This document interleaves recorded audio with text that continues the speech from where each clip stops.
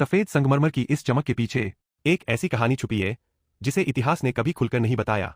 जब आप ताजमहल को देखते हैं तो आपको प्यार की एक अमर निशानी दिखाई देती है, लेकिन क्या आपने कभी सोचा है कि इस खूबसूरती की कीमत किसने चुकाई?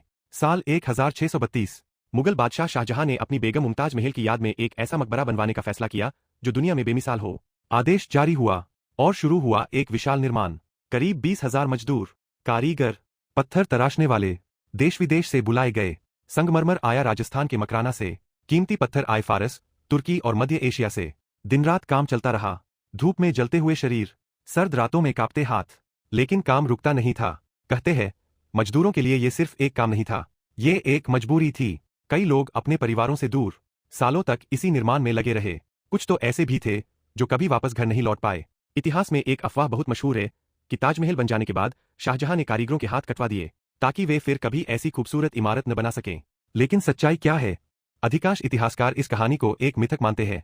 कोई ठोस सबूत नहीं मिला, लेकिन ये सवाल आज भी लोगों के मन में जिंदा है। क्या सच में ऐसा हुआ होगा? असलियत यह है कि ताजमहल के निर्माण में लगे मजदूरों को मजदूरी दी जाती थी, लेकिन उस दौर में मेहनत की कीमत अक्सर इंसानी दर्द से कहीं कम होती थी।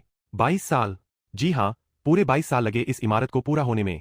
हर पत्थर के पीछे किसी की थकान, किसी का पसीना और शायद किसी के अधूरे सपने छुपे हैं। जब आज लोग ताजमहल के सामने खड़े होकर तस्वीरें खिंचवाते हैं तो उन्हें सिर्फ उसकी खूबसूरती दिखती है, लेकिन उस संगमरमर के नीचे दबी आवाजें कोई नहीं सुनता। एक बादशाह का प्यार अमर हो गया, लेकिन हजारों मजदूरों की कहानी इतिहास के सन्नाटे में कहीं खो गई। और शायद यही ताजमहल की सबसे बड़ी सच्चाई है कि हर खूबसूरत चीज के पीछे एक अनकही कीमत छुपी होती है।